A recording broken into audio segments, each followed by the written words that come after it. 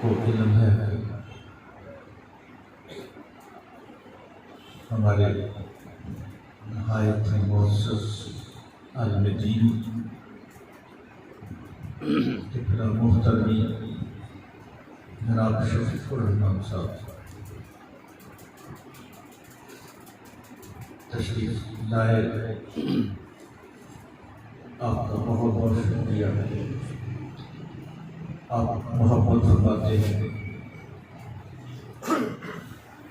رات تقریباً 10 بجے تھے، میں نے ان کو دعوت خطاب کے لیے عرض کیا تو انہوں نے بغیر کسی یعنی کوئی اور سوچتے فوراً کہا کہ میں انشاءاللہ آ جاؤں گا۔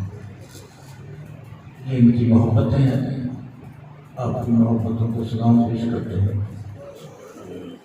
آج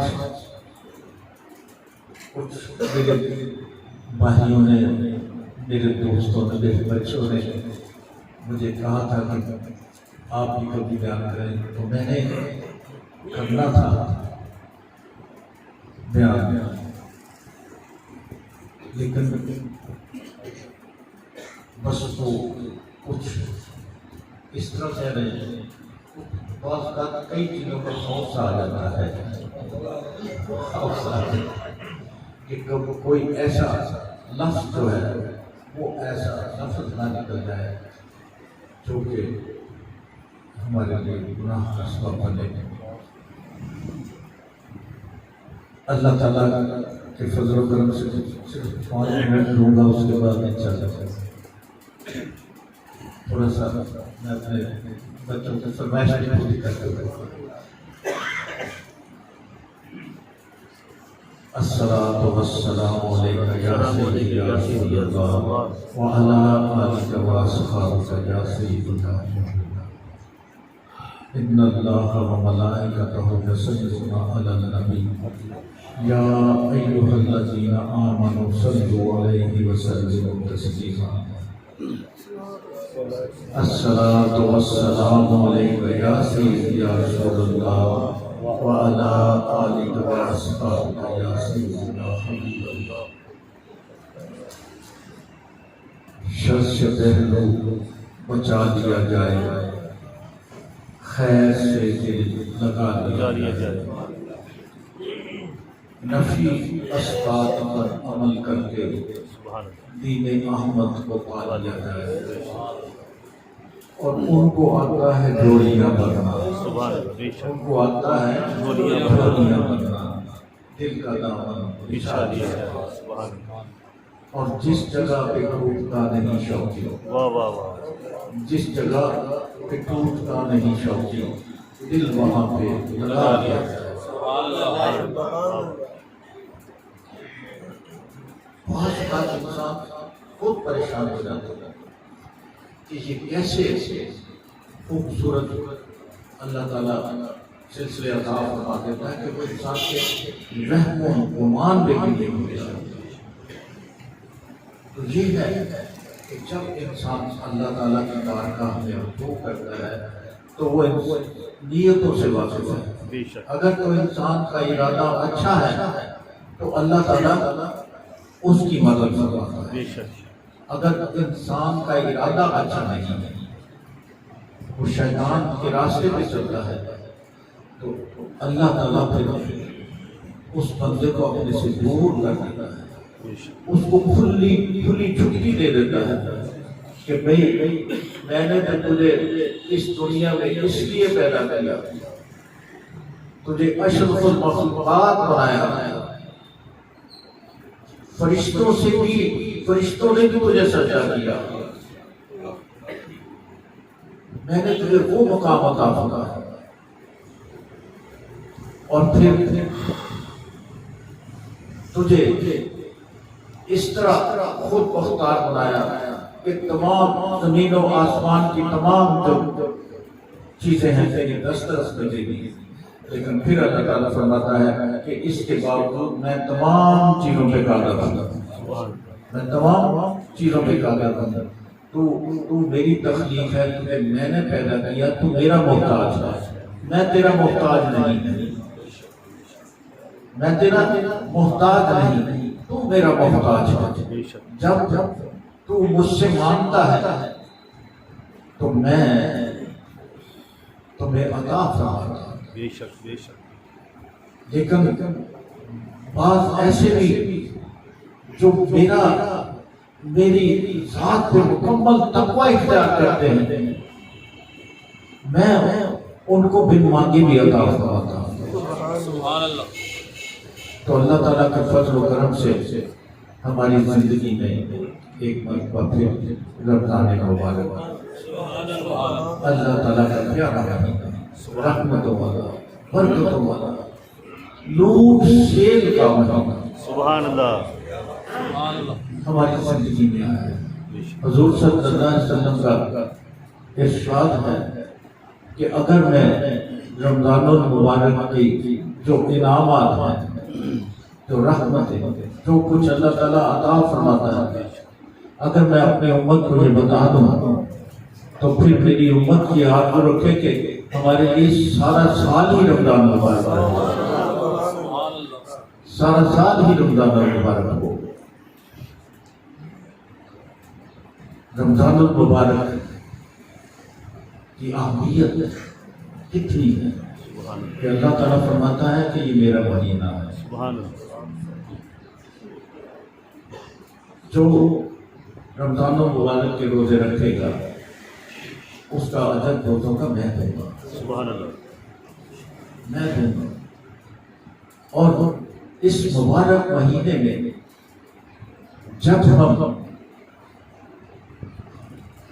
خلوص دل سے رمضان المبارک کی خوبصورت ساعتوں سے اپنے آپ کو اللہ کے احکام کی پابندی اور حضور صلی اللہ علیہ وسلم کی تعلیمات سے اپنے دل کو معطر کرتے ہیں، سجاتے ہیں، تو پھر اللہ تعالیٰ ہمیں اس کے انعامات بے حد و حساب عطا فرماتا ہے۔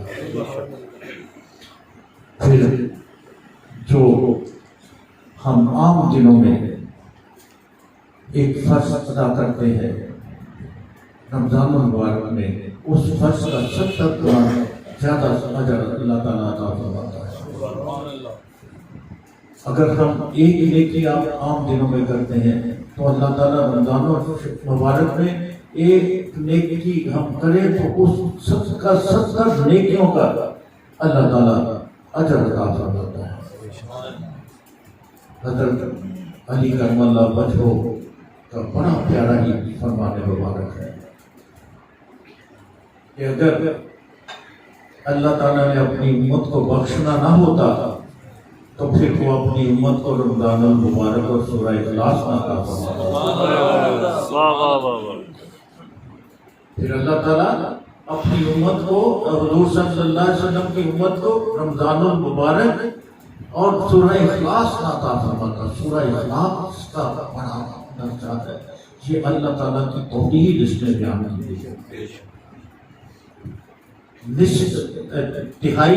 ایک تہائی قرآن پاک کا عجم ملتا ہے ایک مرتبہ سورہ اخلاص۔ تو جب ہم ختم پاک پڑھتے ہیں تو ایک مرتبہ الحمد شریف اور ایک مرتبہ 3 مرتبہ سورہ اخلاص پڑھتے ہیں۔ الحمد شریف جو ہے اس میں سارا قرآن پاک اس میں ہے، سبحان اللہ۔ اور 3 مرتبہ جب سورہ اخلاص پڑھتے ہیں اس کا کتنا اجر ملتا ہے۔ اگر ہم عام دنوں میں ہمیں 10 نیکیاں ملتی ہیں ایک لفظ قرآن پاک کا پڑھنے میں، تو رمضان المبارک میں وہی نیکیاں جو ہے 10 کو آپ 70 سے ضرب دیتے ہیں، 70 سے ضرب دیتے ہیں کتنا۔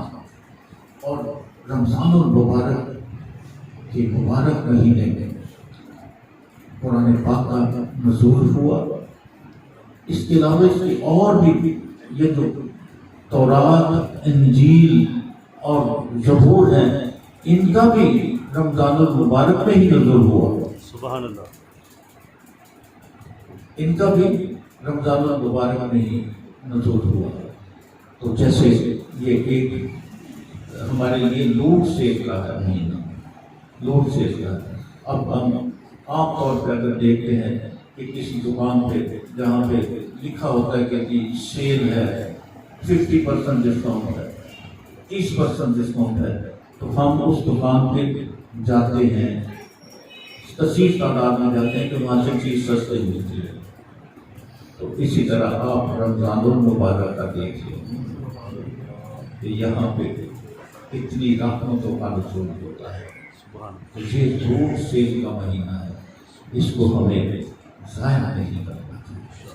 اور جس طرح اللہ تعالیٰ ایک مرتبہ حضرت علی کرم اللہ وجہ رضی اللہ تعالیٰ عنہ ایک قبر والے کا حال بیان فرماتے ہیں کہ قبر والے کو عذاب ہو رہا تھا، قبر والے کو عذاب ہو رہا تھا. تو عرض کریں کہ میری اس قبر سے، قبر کے عذاب سے مجھے چھڑائیں، مجھے اس قبر کے عذاب سے چھڑائیں. تو حضرت علی کرم اللہ وجہ نے اللہ تعالیٰ کی بارگاہ میں ہاتھ اٹھایا تو اللہ تعالیٰ کیا فرماتا ہے کہ اے علی اس کی سفارش مت کرو، اس کی سفارش مت کرو، کیونکہ یہ دن کو روزہ رکھتا تھا اور رات کو گناہ کرتا تھا. یہ دن کو روزہ رکھتا تھا اور رات کو گناہ کرتا تھا. اب جو روزہ رکھے اور گناہ کرے اس کے بارے میں اللہ تعالیٰ فرما رہا ہے کہ اے علی اس کی سفارش نہ کرو، اس کی سفارش نہ کرو، میں اسے معاف نہیں کروں گا. تو جو روزہ نہیں رکھتے اس کے باوجود کہ اللہ تعالیٰ نے ان کو ہمت عطا فرمائی ہے کہ وہ روزہ رکھیں، اگر نہیں رکھتے ہم اپنے معمول کے مطابق روزہ رکھ کے بھی جھوٹ بھی بولتے ہیں، کسی کا دل بھی دکھاتے ہیں، کسی کے حق تلفی بھی کرتے ہیں. تو پھر یہ ہمیں اندازہ لگا لینا چاہیے کہ ہم کہاں کھڑے ہیں. ہمیں اندازہ لگا جتنا رمضان المبارک میں نیکیوں کا صلہ زیادہ ملتا ہے اتنا ہی ہم گناہ کریں گے تو اس کا بھی اتنا ہی شدید عذاب ہوگا، اس کا بھی اتنا ہی شدید عذاب ہوگا. پہلا عشرہ گناہ سے معافی کا، دوسرا عشرہ بخش کا، تیسرا عشرہ دوزخ سے آزادی کا، دوزخ سے آزادی کا ہے. اور اس مبارک مہینے میں قرآن پاک کو صبح شام اس طرح اپنی زندگی میں ہم داخل فرمانا، اور اگر اللہ تعالیٰ توفیق دے اس کو ترجمے اور تفسیر کے ساتھ پڑھنے، کم از کم رمضان شریف میں ایک قرآن پاک ترجمے اور تفسیر کے ساتھ پڑھنے اور صحیح تلفظ کے ساتھ پڑھنے، ٹھہر ٹھہر کے پڑھنے، جلدی نہیں، جلدی میں زیر زبر انسان کے تلفظ میں غلطی ہو جاتی ہے، تو پھر وہ قرآن پاک کو صحیح پڑھنا نہ پڑھنا بھی جو ہے یہ اس گناہ میں شامل ہوتا ہے. حضور صلی اللہ علیہ وسلم کس طرح رمضان پاک گزارتے تھے؟ جب رمضان پاک آتا تو آپ صلی اللہ علیہ وسلم اللہ روزانہ رات کو حضرت جبریل علیہ السلام کے ساتھ قرآن پاک کا دور کیا فرمایا کرتے تھے، بستر چھوڑ دیتے تھے، رو رو کے گڑ گڑا کے اللہ تعالیٰ کی بارگاہ میں دعائیں کیا فرمایا کرتے تھے. تو اگر ہم نے اس رمضان، وہ شخص جس نے اس رمضان کو پایا اور وہ اس کی خدمت نہ کر سکا اس مہمان کی، تو پھر وہ بڑا ہی بد نصیب ہوگا، وہ بڑا ہی بد نصیب ہوگا کہ جس نے رمضان پایا اور وہ اللہ تعالیٰ کو راضی نہ کر سکا۔ تو اللہ تعالیٰ سے دعا ہے کہ ہمیں یہ جو خوبصورت مہینہ رحمتوں والا برکتوں والا اللہ تعالیٰ کا مہینہ، ہمارا مہمان، ہمیں اس مہمان کی بہت اپنی استطاعت سے بھی زیادہ خدمت کرنی چاہیے۔ اور رمضان المبارک میں حضور صلی اللہ علیہ وسلم کا گھرانہ تو ایسے ہی سچ تھا، لیکن رمضان المبارک میں وہ جو خیرات وہ کثرت سے کیا کرتے جس کا کوئی حساب ہی نہیں لگاتا۔ اگر ہم بھی ان کی کسی بھی سنت پہ عمل کر لیں تو انشاءاللہ اللہ تعالیٰ ہمیں اپنے فضل و کرم سے اس رمضان کے خوبصورت ساتھوں کے صدقے میں ہماری بخشش فرمائے۔ ہمارے سامنے بیٹا شاہ بہادر سوال کر رہا ہے۔